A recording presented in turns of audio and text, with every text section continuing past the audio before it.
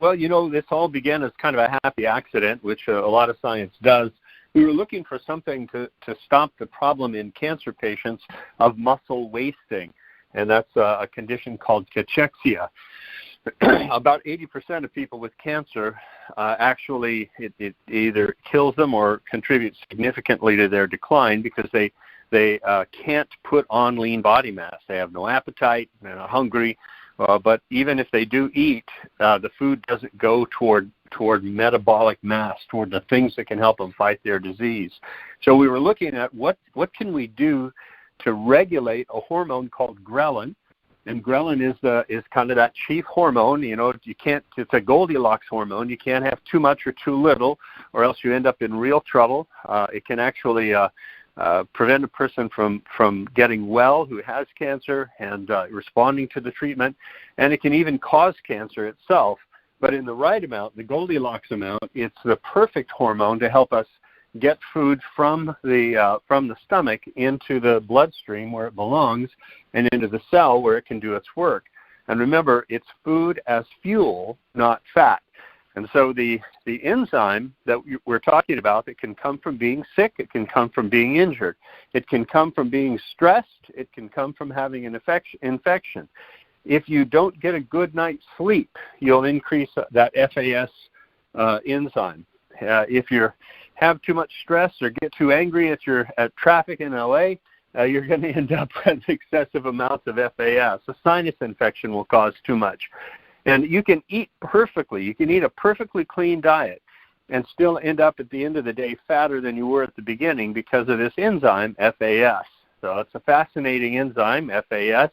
But the idea is we had to find a way to regulate that in these seriously ill people.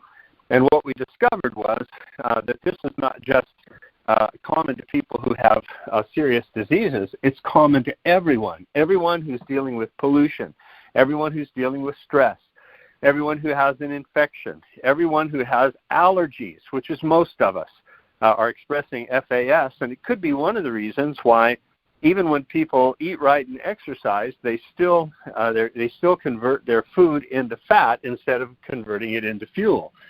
So when FAS is upregulated, you get a belly. When it's downregulated, when it's turned down, you get energy.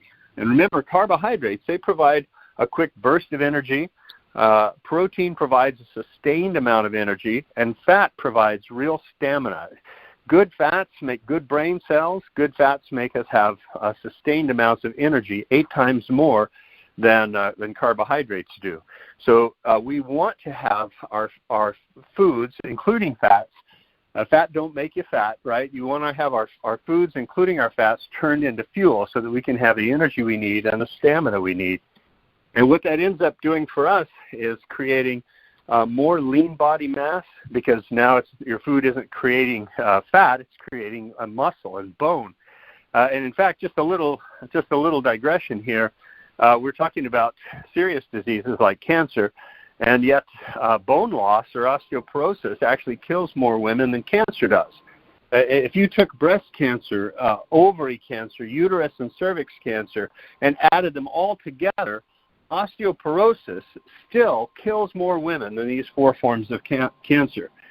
So it's an extraordinarily potent disease that's related to FAS and this hormone called ghrelin.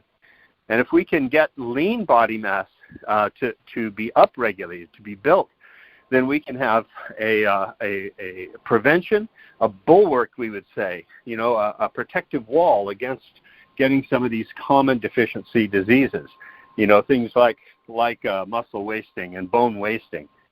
And so that's how it began.